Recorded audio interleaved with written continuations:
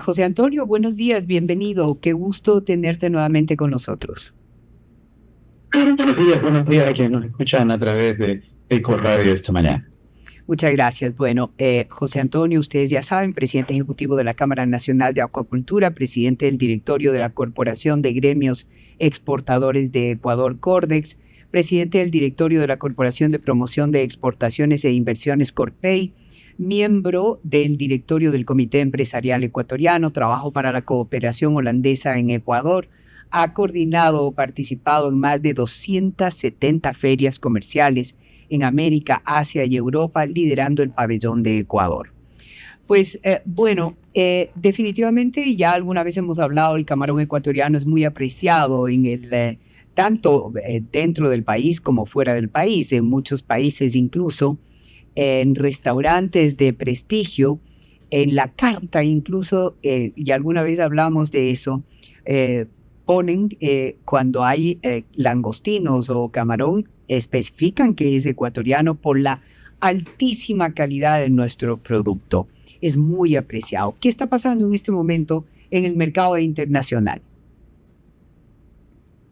Bueno, hay momentos y momentos, diría yo, desde el año 2022, todo el 2023, fines de 2022, todo el 2023 y algo de lo que va en el 2024, hemos experimentado precios a la baja para nuestro producto.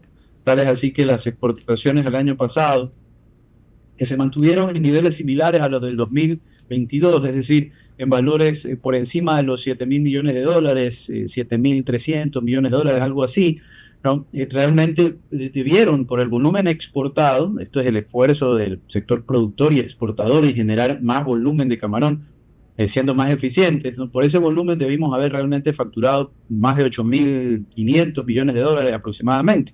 La facturación no fue esa porque los precios no acompañaron, digamos, el buen momento en términos de productividad que tiene el país gracias a toda la inversión que se ha hecho en la última década y media en tecnología y demás. Les digo, hay momentos y momentos porque esa caída de precios, ¿no?, se debe principalmente a que las economías a las que estamos exportando no están experimentando luego de la pandemia ese dinamismo que se hubiera esperado para que se reactive el consumo o el consumo crezca en la medida en que la oferta está creciendo.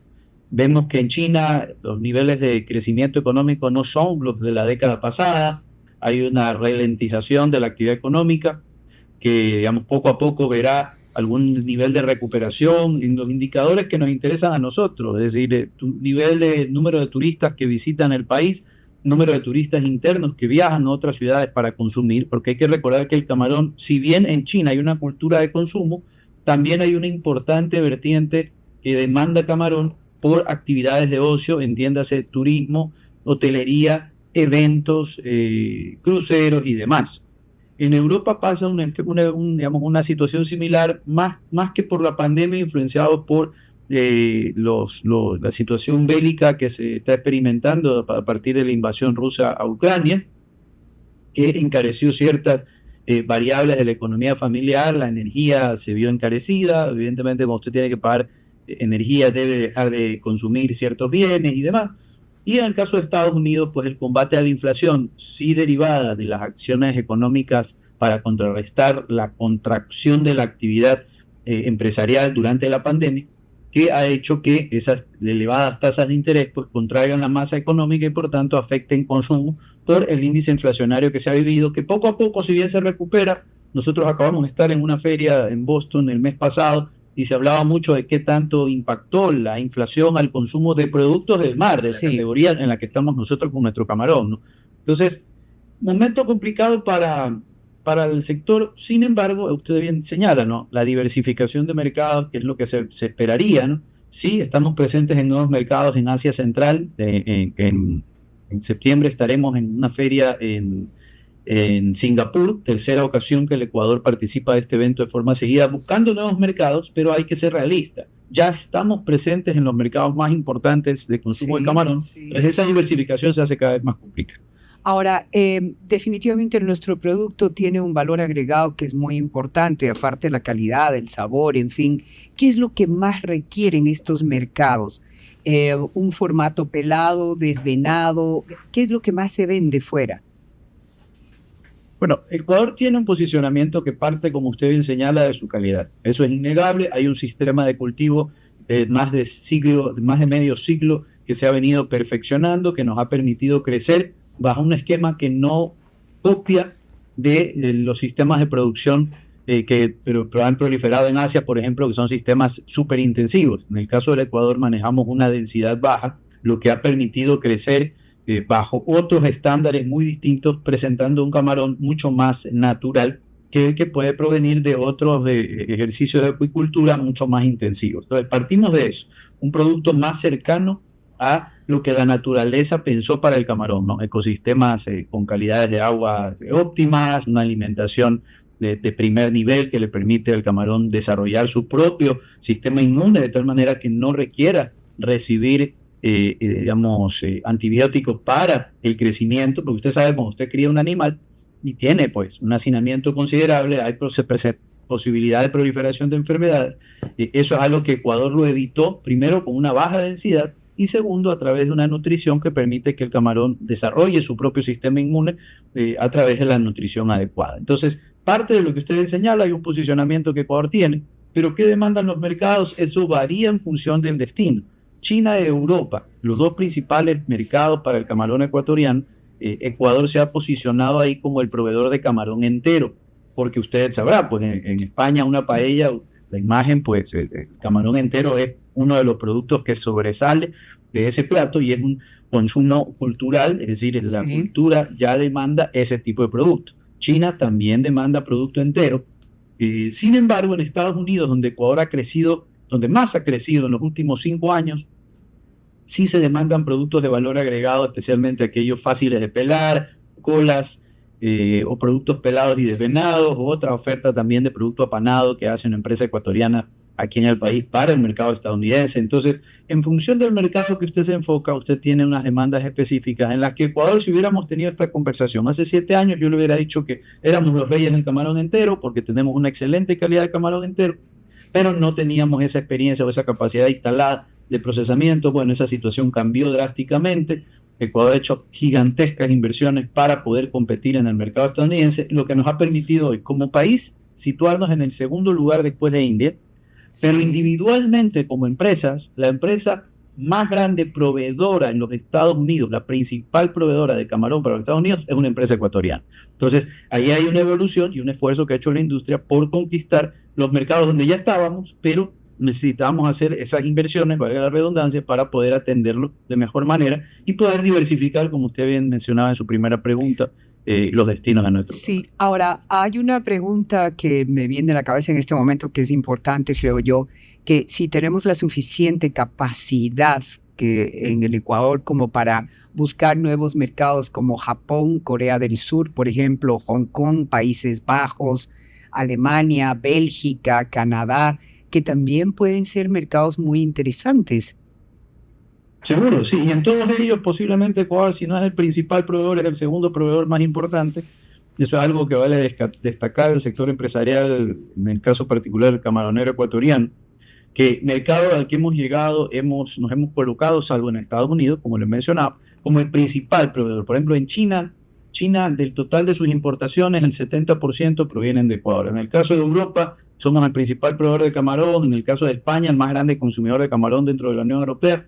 Equivalemos a casi el 60% de sus importaciones. En Alemania, digamos, ¿qué sucede en un caso particular? Alemania, el consumidor alemán, el ciudadano alemán, no come camarón por cultura propia, ¿no? Digamos, esto es un tema adaptado que se consumirá, digamos, de forma esporádica por probar un producto, pero ellos no tienen una cultura de consumo de crustáceos, como si lo puede tener España, Italia o Francia.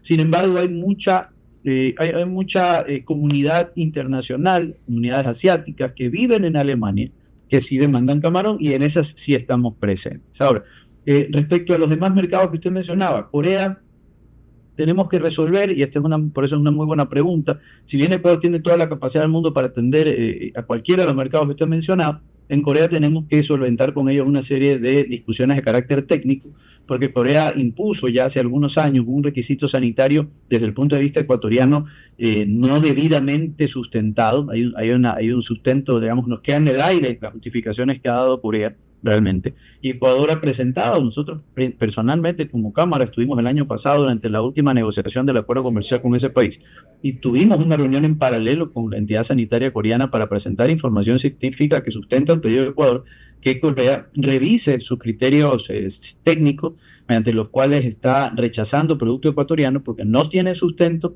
Sin embargo, Corea no ha dado paso a aquello. Entonces, digamos, ese es un debate que continuará una vez que entre en vigor el acuerdo comercial, pero como industria sí hemos analizado la posibilidad de pedir que Ecuador tome medidas, ¿no?, frente a Corea, que si bien es cierto, muy respetuosamente nos ha permitido entablar este diálogo técnico, la respuesta ha sido negativa, ¿no? Y eso ha bloqueado el principal producto que Ecuador le vende a ese país, que es camarón, ¿no? Entonces, eso es parte del comercio exterior, ¿no? No solamente producir y exportar, sino también gestionar los mercados. Yo acabo de regresar de España la semana pasada, una muy buena reunión con la oficina sanitaria de aquel país que había impuesto un criterio, había aplicado un criterio microbiológico que estaba rechazando camarón ecuatoriano y se presentó la información técnica. Ellos han dado marcha atrás, han reconocido que el criterio no estaba adecuadamente implementado y ahora con esta buena noticia, digamos, ya vamos a evitar ese inconveniente, porque el comercio exterior tiene estas situaciones que emanan permanentemente y para eso debe estar el Estado, acompañado del sector privado, para gestionar estos mercados que son tan necesarios para nuestra actividad económica exportadora. Es muy importante que esa norma que estaban imponiendo pues se haya echado para atrás, porque definitivamente estaba nuestro producto estaba con peligro y riesgo de ser devuelto, por decirlo así, y sin razón. Ahora, ¿cuántas camaroneras existen en el país? ¿Hay unas muy grandes, hay medianas, hay pequeñas? ¿Cómo funcionan? El Ecuador está compuesto por alrededor de 3.400 unidades productivas camaroneras en el Ecuador, en el país, que equivalen a un total de aproximadamente 230.000 hectáreas, que parten desde el norte del país en la provincia de Esmeraldas, la provincia de Manabí, Santa Elena, Guayas y El Oro. Si uno distribuye por tamaño, las camaroneras más grandes se encuentran en la provincia del Guayas, con un promedio aproximado de entre 90 y 120 hectáreas por unidad productiva, seguido de la provincia del Oro con un promedio aproximadamente entre 60 y 80 hectáreas por unidad productiva, y en las provincias de Manabí y Esmeraldas se encuentran las unidades más pequeñas con un promedio de entre 29 y 35 hectáreas por unidad productiva. Si uno compara esto con otros sistemas de cultivo, puede decir, bueno, pero 40 hectáreas, 50, 60 hectáreas son unidades grandes. Pero recordemos lo que yo mencionaba en mi primera intervención. Ecuador maneja el índice de densidad de siembra más bajo en el mundo para la cría de camarón. ¿Qué significa esto en pocas palabras? Que nosotros colocamos menos camarones por metros cuadrados y por tanto nuestras fincas deben ser más grandes para poder mantener este sistema extensivo, este sistema semi-extensivo de muy baja densidad. Si comparamos con países asiáticos, ellos ponen 300, 400 y hasta 600 camarones por metro cuadrado, donde Ecuador pone entre 7, 12, 15, por ahí el que más se aventura o que trabaja con una mayor densidad llega hasta 20 por metro cuadrado. Entonces, tenemos esa distribución en función del tamaño de la camaronera, en función de la tecnificación del predio, pues se califican entre predios más tecnificados, más eficientes, menos eficientes, y otros con una tecnología menor y por tanto un menor rendimiento por hectárea. Sin embargo, el 99% del camarón que se produce en fincas camaroneras en el país termina exportado porque somos una actividad que mira hacia la exportación por el volumen que genera. Sin embargo, el camarón que se consume localmente se tiende a pensar, es el rechazo que no se exportó. No, para nada. El camarón ecuatoriano que consumimos aquí tiene la misma calidad que el camarón de exportación. Depende del mercado que usted, digamos que Sí, compare, ¿no? Hay mercados más exigentes, evidentemente ese producto se va para ese mercado, sí. ¿no? Pero yo consumo permanentemente camarón ecuatoriano aquí y le diría, es el mismo producto que yo puedo consumir en cualquier otro de los mercados destinos. Sí, muy importante. Ahora, después de todo esto que hemos hablado, pero verdaderamente, ¿cuáles son los elementos, los principales elementos que impactan en el sector? Hoy a nivel interno, Bueno, tenemos algunos. Hay que partir de una realidad que poco se menciona, sin embargo, ¿verdad? No se malinterprete. A ver, el hecho de que Ecuador es un país dolarizado, eso al sector exportador principalmente lo pone en desventaja porque el sector trabaja con dólares como su costo, o sea, con costos en dólares, y sin que nosotros hagamos absolutamente nada. Cuando esa moneda se fortalece, nuestros costos se incrementan frente a los costos de nuestros competidores. Dejamos de ser Entonces, competitivos, digamos. claro, correcto. O sea, hay que partir de ese hecho que somos extremadamente sensibles ante las variaciones que puede tener el dólar como sector exportador. Porque antes, teniendo el sucre, digamos, en la medida que el sucre se devaluaba, el exportador recibía dólares y había un margen adicional solamente por el tipo cambiario. Eso se perdió hace ya más de 20 años y no significa con esto que nosotros estamos pidiendo volver a una moneda nacional, no, para nada, porque sabemos lo que implica para el ciudadano, Claro, por ¿no? supuesto. Que los gobiernos devalúen las monedas, ¿no? Y ese proceso de evaluación lo que hace es empobrecer a la gente porque su capacidad adquisitiva permanentemente se veía mermada. Sin embargo, miremoslo del lado, desde el punto de vista de la actividad empresarial exportadora, era una ventaja porque podíamos abaratar costos. Bueno, partamos de ahí, nos hemos vuelto un país caro. Lamentablemente no se han tomado las medidas económicas que permitan contrarrestar el hecho de que tenemos una moneda dura, ¿no? Todavía aranceles, todavía impuestos, el famoso ISD, el ISD que no solo encarece la vida de la gente, sino que también tenemos que trabajar con el gobierno nacional porque en algún momento fue considerado crédito tributario el ISD pagado en materias primas. Pues imagínese usted para una cadena productiva tener que pagar un 5% de ISD al gobierno, ¿no? Por la compra de una materia prima internacional, maquinaria, bien de capital, equipo nuevo para generar valor agregado, etcétera. En algún momento esto fue considerado crédito tributario, pero aparentemente a diciembre de este año esto perdería esa categoría y sería un golpe gigantesco al sector empresarial no contar con ese crédito tributario, ya que de por sí era un impacto a la liquidez, pero por lo menos se lo consideraba como crédito tributario, es decir, un anticipo al impuesto a la renta, que ahora aparentemente va a perder esa categoría a diciembre de este año. Entonces vamos a tener que trabajar para retomar eso o que de plano se elimine el ISD en la compra de materias primas, bienes de capital para la producción, porque no hace sentido que usted le cargue un 5% de arancel tácito, básicamente eso es lo que le está haciendo, cargándole un arancel a las materias primas y bienes de capital, inclusive para bienes que se exportan, porque nosotros no podemos trasladar ese costo al bien final, al precio final del bien, porque somos comparados con un camarón de la India, por ejemplo, que tiene moneda propia, que tiene una serie de ventajas y que no paga ISD, por supuesto, y que pudiera ser un producto más barato inclusive en el mercado internacional porque no tiene estos sobrecostos. Entonces, ese es uno de los elementos económicos de afectación. Yo le hubiera mencionado hasta hace poco inseguridad, pero hay un muy buen trabajo por parte del gobierno nacional en hacer frente a la delincuencia organizada y eso evidentemente le genera un efecto indirecto a nuestro sector que se veía afectado por esa delincuencia que compartía logística con estos grupos internacionales y que afectaba, éramos víctimas de robos todos los días en diferentes sectores fluviales, carreteras, empacadoras, fincas y demás miembros del sector que se ha visto, digamos, disminuido en los últimos meses a partir de la decisión del presidente de la República de declarar este combate interno, esta lucha interna contra la delincuencia. Entonces, en buena hora esto se mantenga para evitar esos efectos. Y en buena hora, se anunció ayer, eliminar, ojalá de todo, los cortes eléctricos que al sector empresarial en general le estaban generando pérdidas cuantiosas que no podemos seguir afrontando por más tiempo. Así es, definitivamente con todos estos problemas que tenemos y todos estos elementos que causan estas inestabilidades, hemos aprendido los ecuatorianos y esto en todos los sectores a ser resilientes. Y uno de los sectores que definitivamente pues tiene esta característica es el sector del camarón. Eso es indiscutible. Pero todo esto también lo que implica son grandes retos. ¿Cuáles son esos retos que vienen en este momento? Definitivamente, como usted señala, seguir siendo competitivos en un entorno que nos complica porque nos agrega costos.